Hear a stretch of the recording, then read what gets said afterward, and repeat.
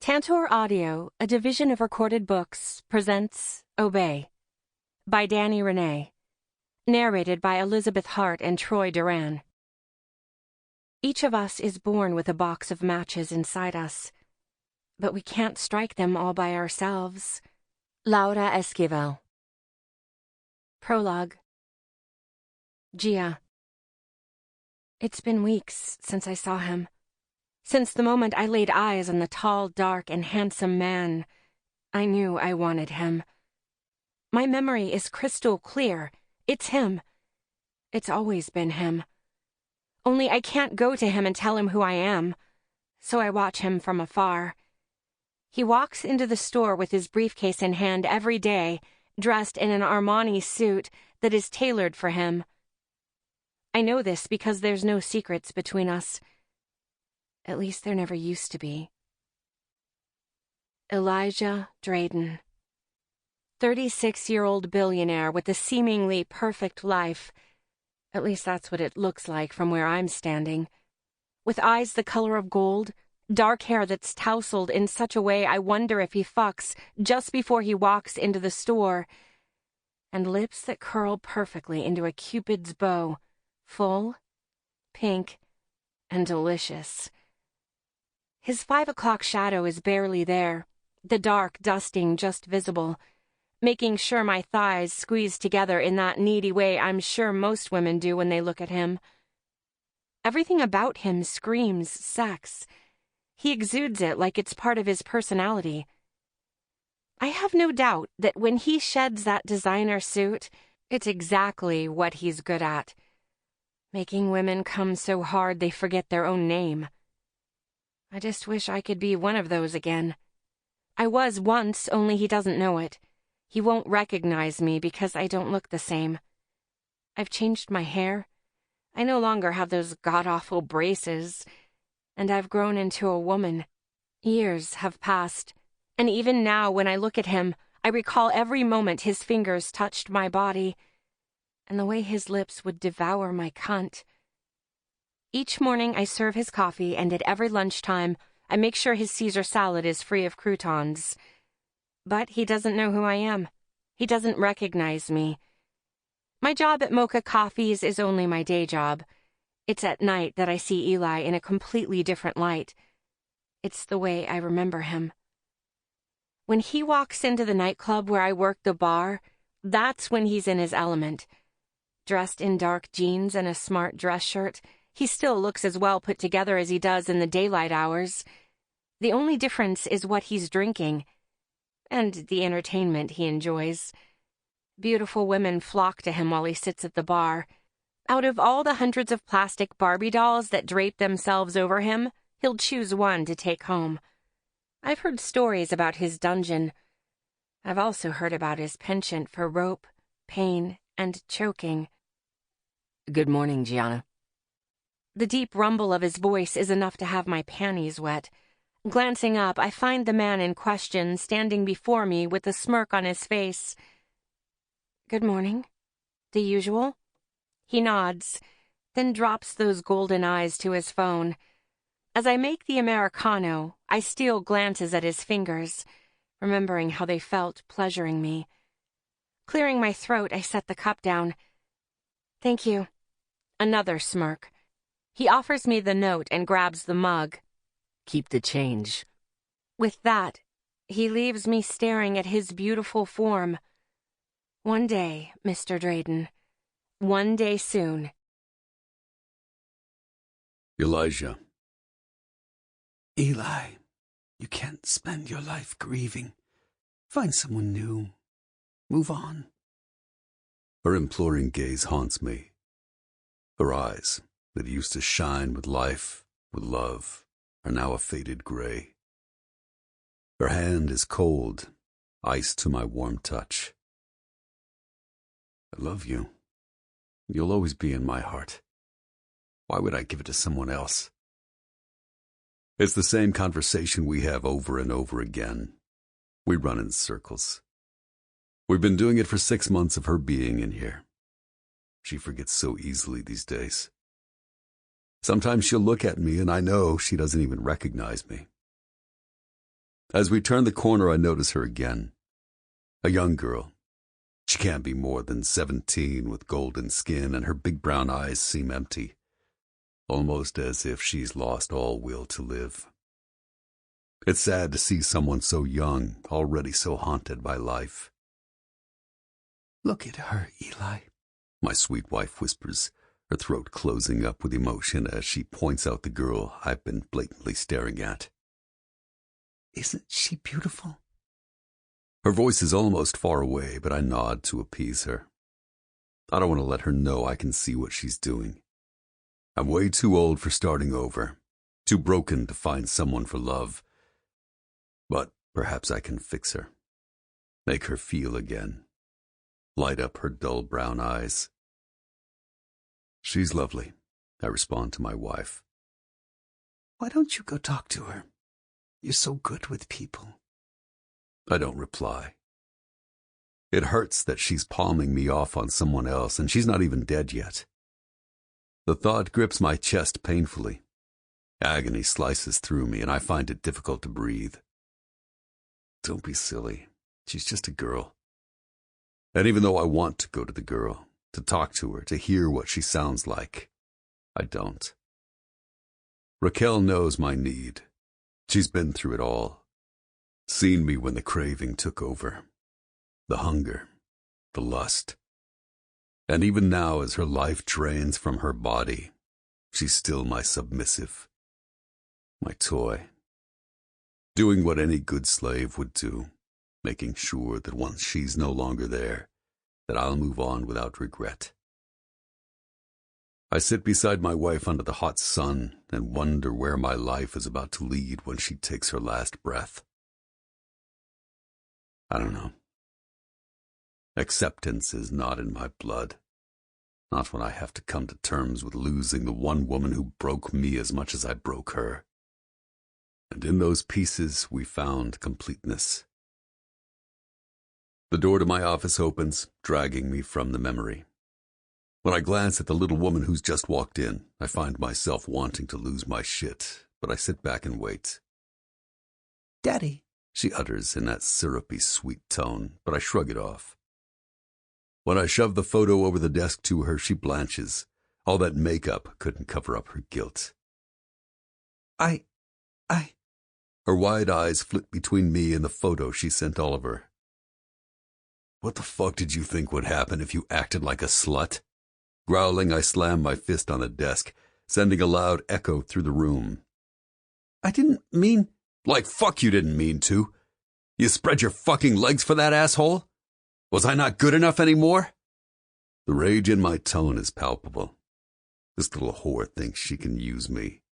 Thought I wouldn't find out she's fucking my partner, calling him daddy too. "Daddy, please." Her pleading eyes only serves to piss me off further. "You've lost the privilege of calling me that. Pack your shit and get out." Big doe eyes glistening with tears peek at me under dark lashes. She knows better than to argue. Rising from the chair, she heads to the door. It's almost time to go home so she can fuck right off and never come back. As soon as the door clicks closed, I sit back and realize I've just lost a toy I was enjoying. Her love of rope was intoxicatingly sexy. When I choked her long, slender neck, her cunt would squeeze my dick so hard I would come instantly. Sins are evil. They taunt us, bringing us to the point of madness, leaving only shells behind, an empty carcass of the person they devoured. Mine? Lust. Sinful, vengeful, and driven by desire. Even though I play with many toys at a time, I don't consider it cheating. It's merely filling that void left by the one woman who I was meant to spend forever with. "Eli," the rumble of my partner and best friend of 30-odd years drags my attention away from sending my toy away. The one who worked for me. My fucking assistant, who I could order to suck my dick at any point I needed it. "Did you just fire Bree?" "Yeah." "Any reason why?" he questions, knowing full well why I did it. Lifting my gaze, I pin him with an incredulous stare. Do you really want me to get into this with you right now? Yeah, I do. You were fucking her behind my back and you're asking why I'm firing her? Look in the mirror, smartass. You could have afforded me with asking permission. He looks at me guiltily, but immediately shakes it off as only my best friend would. We've known each other far too long to let a piece of ass get in the way. Oliver is someone I respect, admire, and ultimately, he's like a brother to me. He is, however, very different from me. A sadist who enjoys doling out punishments and pain. He also has a penchant for both sexes. Males and females fall over themselves to kneel for him. Her cunt was hot and tight, what can I say? He says, shrugging and stepping further into my office. I know it was. That's why I kept her in the office, I confess easily, earning me a chuckle. Look, I didn't know you had feelings for her, he retorts with an arched, questioning eyebrow. I don't do feelings. I play. I use. I taunt and tease. There's nothing outside of that world. I'd given up on love when I lost my wife. There was only one girl who ever gave me a run for my money on that, and I walked away from her. When I left her in that room, I told myself she didn't want me, and I forced myself to believe it. In my mind, I was convinced she used me as much as I did her. It was easy to push people away. For me to spend my time alone, detached. Pushing off the chair, I head to the bourbon cabinet. I call it that because it's the only alcohol I keep in my office. My father once told me businessmen conduct better meetings over a shot of whiskey. The crystal tumblers I set down on the counter glisten in the dimly lit office. It's past working hours, and as the sun settles on the horizon, I wonder if it would be a good idea to visit Seven Sins tonight. I pour 2 shots of the Michter's Celebration Sour Mash I bought a month ago. It's one of my favorites, and I savor each and every drop. When I hand one to Oliver, he glances at the bottle and nods, thanks. Did you want to head down to Seven Sins with me? I questioned, before taking a long sip of the thick, decadent liquid. It burns its way down my gullet like a silky poison. Do you want to share a tight little slut? Or are you wanting one for yourself? He counters, before downing the drink in one easy gulp and pouring himself a second shot. Let's find one to share. I want an innocent. One who's not in the pool. Someone we can corrupt and defile. My mouth curls into a dark and sinful smile. That's what I heard one of my toys at the club once tell her friend about my lips. He nods, an evil smirk on his face, and I know my best friend will be up for a fun night. Meet you at 8, he grunts, downing the 3 fingers of whiskey easily without even a wince. Pushing off the chair, he leaves me in my office to let my mind roam over what we're going to do tonight. It's no secret in the club that we're up for sharing. Hell, we're notorious for it. What's got me even more excited is knowing I'll see her tonight. The pretty brunette with those soulful eyes. Deep and endless pools of brown that simmer with desire. I am reminded of the girl I left long ago. I should have taken her with me. But in my grief, I walked away, and now I regret it. I may not be able to go back in time, but deep down all I can do is hope she's okay. That she found her way in life. Sighing, I know I need to focus on the present and leave the past behind me. The brunette, Gianna, is on my mind as I leave my office. I wonder if she'll want to be owned and used. Hello, Eli. Her voice is sultry and sensual as usual. My sweet, intoxicating beauty from the coffee shop smiles at me with those pretty brown eyes that seem to beg me to take her. She just turned 23. I overheard her telling her friend about the party she had. Her appearance here in the club is vastly different to her little coffee shop outfit. Hello, Gianna. My tone is low as I lean in and pin her with a gaze. She blushes furiously. I'll have a bourbon. Make it a double. It's been a long day. She nods as I settle on the stool at the bar. The low beat of the music thrums through my chest and the haunting voice of Marilyn Manson comes through the speakers. Sweet dreams are definitely what I'd like to give little Gianna. A deep bass vibrates through the club as the curtain opens, and I'm met with a blonde toy bound to a pole on the stage. As her dom walks onto the platform, Gianna sets the glass down on the bar beside my arm. "Here you go. I've poured you a triple since you said it's been a long day." Turning to regard the woman who's clearly gripped my attention, I offer her a thankful smirk. The crystal tumbler glints under the low lights, but my gaze is locked on the beauty before me. I wonder how she'd look writhing between Oliver and I while calling me daddy and him sir. As much as I love sharing a beautiful girl with my best friend, something about this toy makes me territorial. "Do you enjoy breaking the rules, Gianna?" I question before taking a long sip of the amber liquid. I normally drink a dry gin and tonic when I'm in here, but tonight I felt like something heavier, something darker. "Sometimes," she murmurs. "it depends on the person I'm breaking them with." If that wasn't an invitation, I don't know what is. "How about you join me tonight? I'll show you how to shatter all the fucking rules," I offer, draining the glass. Before Gianna can answer, the blonde on stage cries out in pleasured pain. We both drag our attention to see the dom whipping her beautiful cunt. "Do you like things like that?" she questions in a soft, raspy tone. My head snaps back to the brown-eyed goddess I'd love to whip until she's coming all over me. "It depends on the person I'm with," I quip, throwing her words back at her with a deep growl. "And if that person happens to be me?" she asks. Her head tips to the side with a quizzical expression on her face. I'm about to answer when Oliver strolls up beside me, settling himself in the vacant seat. "Bourbon, pretty girl," he orders gruffly. Turning to my best friend, I notice he's a bit worse for wear. "What's crawled up your ass?" I question, before turning back to watch Gianna pour 2 triples into the tumbler she set aside. "You remember that asshole Fredericks?" he growls. I nod. "Well, he just called. He wants me in court tomorrow at 7. I knew that would happen. Chuckling, I lift the glass as soon as my new toy sets them down.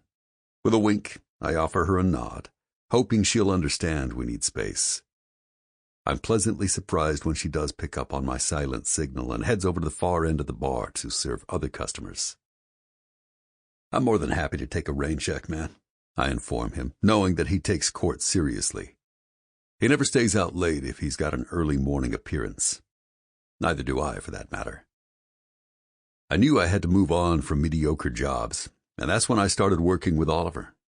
He agreed to hire me as long as we didn't let our friendship get in the way.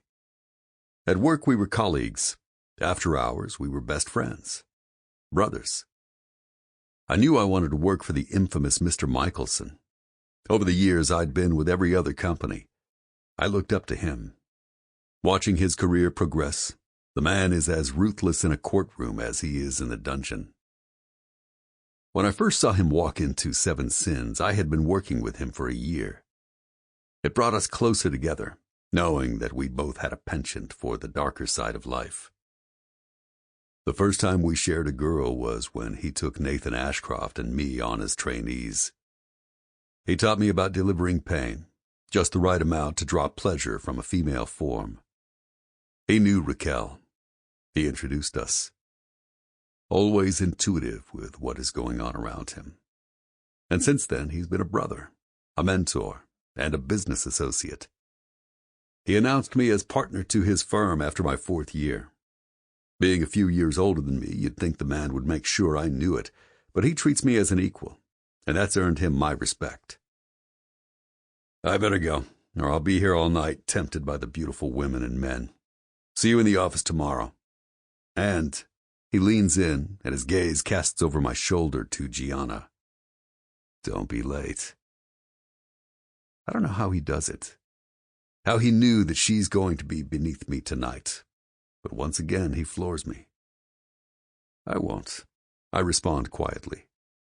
Sipping on my drink, I don't meet his gaze that seems to be burning a hole through me. Once I set the glass down, I finally meet his gray eyes. He merely smiles as he saunters out of the club, leaving me to plan my night with the pretty bartender. Gianna.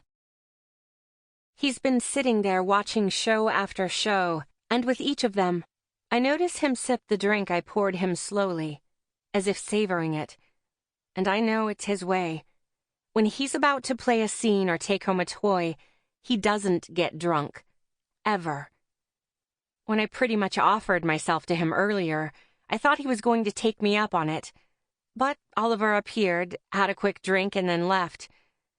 I have another hour to go on this shift, and all I keep thinking about is kneeling for this man, having him bind me to a pole and whip me until I'm screaming his name. And we all know that I definitely know his name. He rises from the chair and turns toward me with his signature smirk on that incredible mouth. "I'm heading out," he murmurs over the bar, slipping something toward me on the mahogany surface. "If you're interested in breaking any rules, you'll need this." I don't look away. Keeping my gaze on his, I reach for the plastic card and watch as he makes his way to the exit. Once the door shuts and he's out of my line of sight, I take a look at the card beneath my fingers. A sleek silver rectangle the size of a credit card. On the top, centered in dark ornate lettering, are the initials ED. I flip it over. There's an address printed in a generic type. No phone number, just the 3 lines of a local home. My heart catapults into my chest. It's been so long since we've been close, since his fingers have brought me to orgasm that the tingle between my thighs intensifies at the thought of once again feeling him. Every nerve in my body tells me to go for it. I have nothing to lose.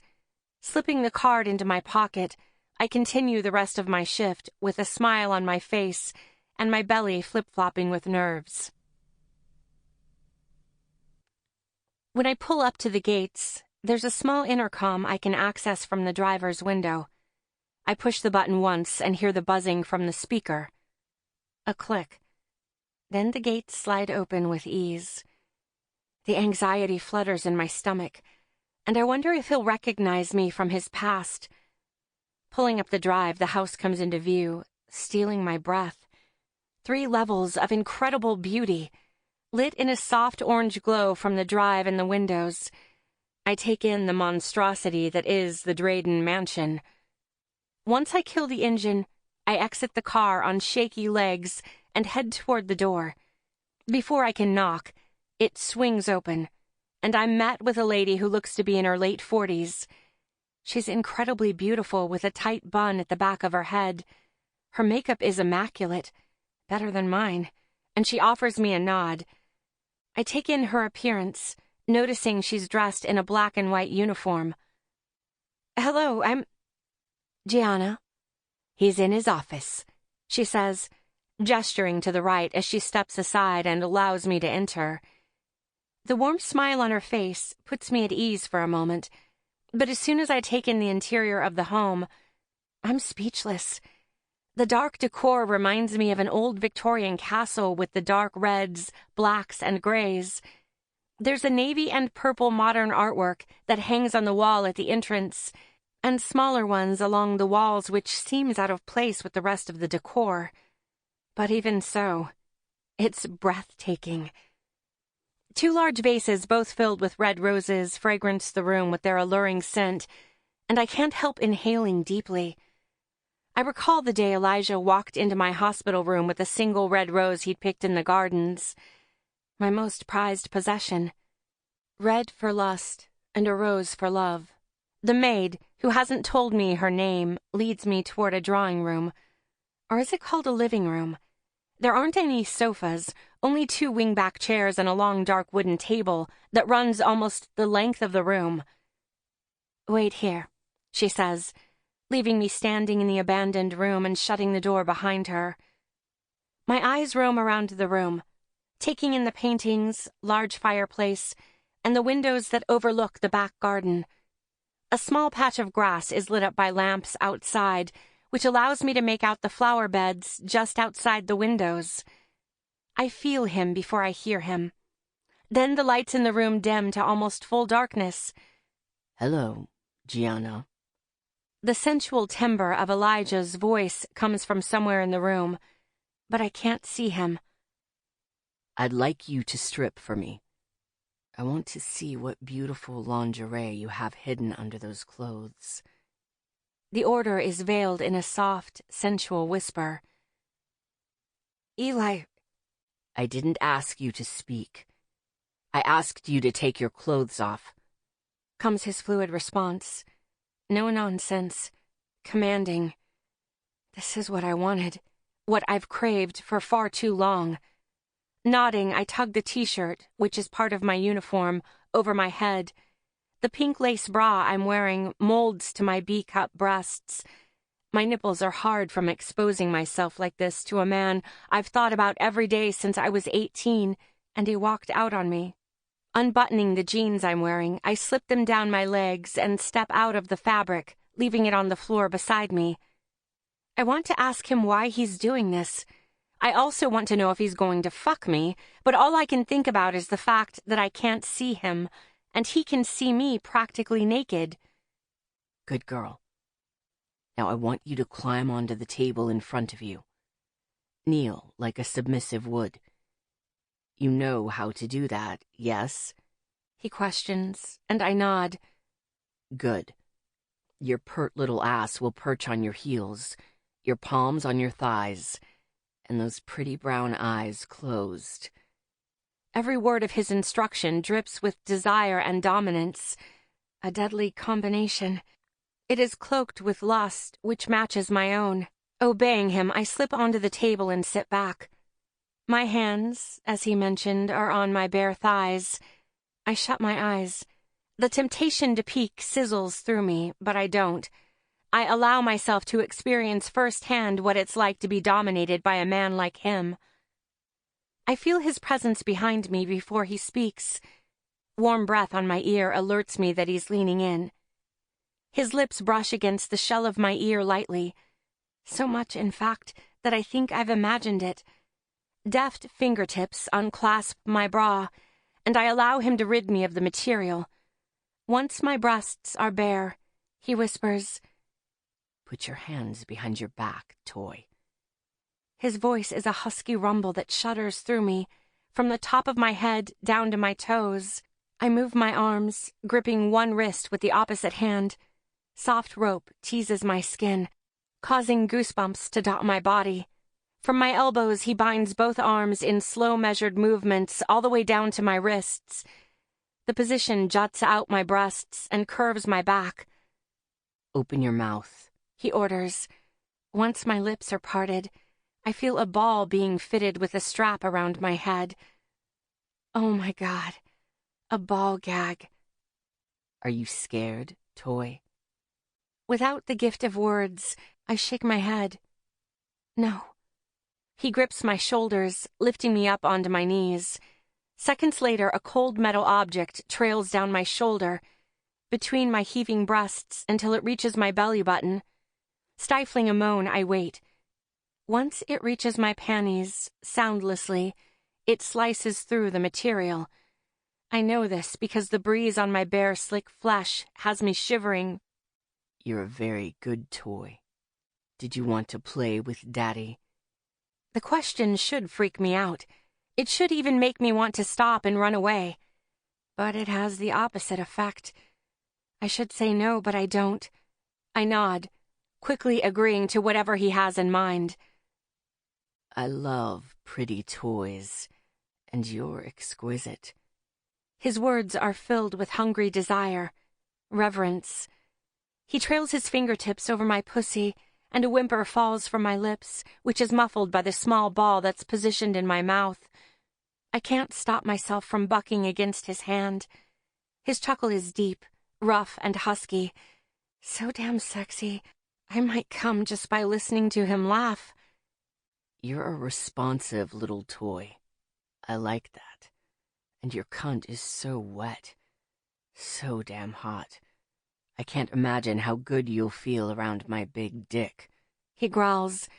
And I mean, actually growls. It's the sexiest thing I've ever heard. "Do you want to feel my whip, little toy?" Nodding again, I wait. He shifts. I hear the shuffle. Sample complete. Ready to continue?